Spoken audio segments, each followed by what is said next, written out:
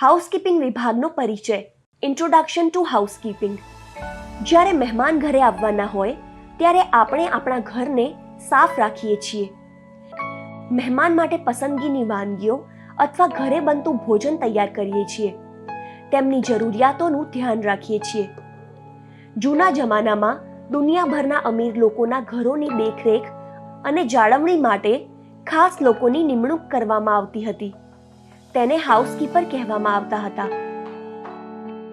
લોકો વેપાર કે પર્યટન માટે વધુ પ્રવાસ કરવા લાગ્યા. તેમની સુવિધા માટે અલગ અલગ સ્થળોએ વિવિધ પ્રકારની વ્યવસ્થાઓ ઉપલબ્ધ કરાવવા લાગ્યા. લોકોએ એવી જગ્યાઓને પ્રાથમિકતા આપી કે જ્યાં સ્વચ્છ અને આરામદાયક રહેવાની વ્યવસ્થા, સારું ભોજન અને સલામત વાતાવરણ એકસાથે ઉપલબ્ધ હોય.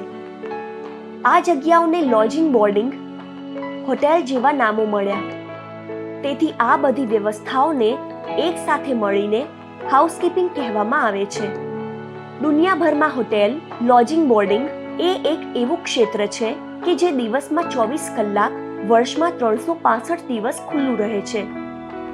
હાઉસકીપિંગ એ હોટેલનો અભિન્ન ભાગ છે. હાઉસકીપિંગમાં જુદા જુદા વિભાગો હોય છે. આ વિભાગો અને સેવાઓ હોટેલની કેટેગરી પ્રમાણે બદલાતી રહે છે. હોટેલના રૂમ, શૌચાલય, ગેસ્ટ ફ્લોર, રસોઈ ઘર, જાહેર વિસ્તારો, હોટેલની આસપાસની જગ્યાની સફાઈ, ફર્નિચરની સફાઈ અને જાળવણી, ટુવાલ, પલંગની ચાદર, ઓશિકાના કવર, પડદાને નિયમિત રીતે ધોવા અને તેને બદલવા, લોન્ડ્રી, બાગકામ અને સજાવટ, આ તમામ કામનો સમાવેશ હાઉસકીપિંગમાં થાય છે. તો ચાલો વિગતવાર જોઈએ કે હાઉસકીપિંગમાં કયા કયા કાર્યો કરવામાં આવે છે. સમગ્ર હોટેલની સંપૂર્ણ રીતે સફાઈ કરવી. તમારું કામ સારી રીતે અને અસરકારક રીતે કરો. સારી ગુણવત્તાના સફાઈના સાધનો અને સફાઈ એજન્ટોનો ઉપયોગ કરો. લોન્ડ્રી અને લિનનની વ્યવસ્થા કરવી. રૂમમાં વસ્તુઓને તેમની ચોક્કસ જગ્યાએ મૂકવી. ગ્રાહકો દ્વારા ઉપયોગમાં લેવાનાર વસ્તુઓને આકર્ષિત રીતે મૂકવી. ફૂલો અને અન્ય સજાવટી વસ્તુઓનો ઉપયોગ કરીને શણગારવું. હોટેલના ઇન્ટિરિયરની સંભાળ અને જાળવણી. તમામ ફર્નિચર, ફિટિંગ અને વસ્તુઓની કાળજી લેવી. હોટેલના મહેમાનો અને તેમના સામાનની સુરક્ષા. સ્ટાફને યુનિફોર્મ આપવું. Paste control. આ તમામ કાર્યો હાઉસકીપિંગ અંતર્ગત આવે છે. આ ક્ષેત્રમાં તમારે સવાર, બપોર અને રાત એમ ત્રણેય પાળીમાં કામ કરવાનું હોય છે. હાઉસકીપિંગના કર્મચારી ફ્રન્ટ ડેસ્ક અને ગ્રાહકની વચ્ચેની કડી છે. ગ્રાહક સૌથી પહેલા તેમનો સંપર્ક કરે છે. હાઉસકીપિંગ કર્મચારીઓનો હોટેલના તમામ વિભાગો સાથે સારો તાલમેલ હોવો જોઈએ. વિવિધ વિભાગો વચ્ચે આવી રીતે સંકલનથી ગ્રાહકને સારી સેવા પૂરી પાડવાનું સરળ થઈ જાય છે. રૂમની વ્યવસ્થાનું ધ્યાન રાખતા હાઉસકીપિંગના કર્મચારીઓને ફ્રન્ટ ઓફિસ અને મેન્ટેનન્સ ડિપાર્ટમેન્ટ સાથે તાલમેલ રાખીને કામ કરવાનું હોય છે. આ કર્મચારીઓને food and beverage, human resource, accounts અને ખરીદી, આ તમામ વિભાગોના સંપર્કમાં રહેવું જોઈએ.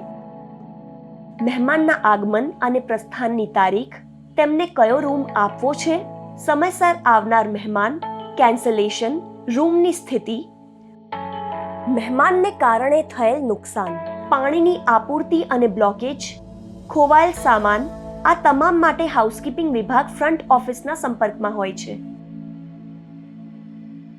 રેસ્ટોરન્ટમાં સ્વચ્છ ટેબલ ક્લોથ લગાવવા, રેસ્ટોરન્ટનો કચરો સાફ કરવો, સજાવટ કરવી અને વધારાનું ફર્નિચર પૂરું પાડવું, આ તમામ કાર્ય પણ હાઉસકીપિંગને કરવાના હોય છે.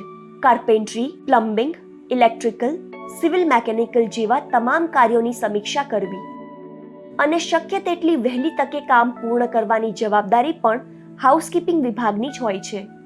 હાઉસકીપિંગનું આ તમામ કામ કરવા માટે ગ્રાઉન્ડ સ્ટાફથી લઈને સિનિયર એક્ઝિક્યુટિવ સુધીના લોકો અલગ અલગ હોદ્દા પર કામ કરે છે.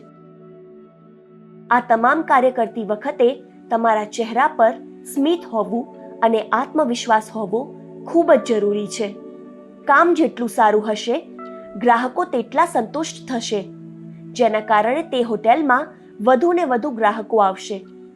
જેટલા વધારે ગ્રાહકો તેટલો વધારે નફો.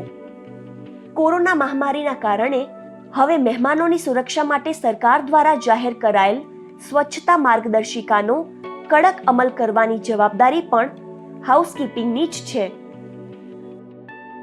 તમારા ઘરે મહેમાન આવવાના છે એમ માનીને ઘરની સફાઈ કરો અને ઘરમાં ઉપલબ્ધ સામગ્રી વડે ઘરને સજાવો. તેમના માટે અલગ ટુવાલ, સાબુ અને ચાદર મૂકી દો. 2 દિવસનું ફૂડ મેનુ બનાવો જેમાં તમારા ઘરના પરંપરાગત ભોજનનો સમાવેશ હોય.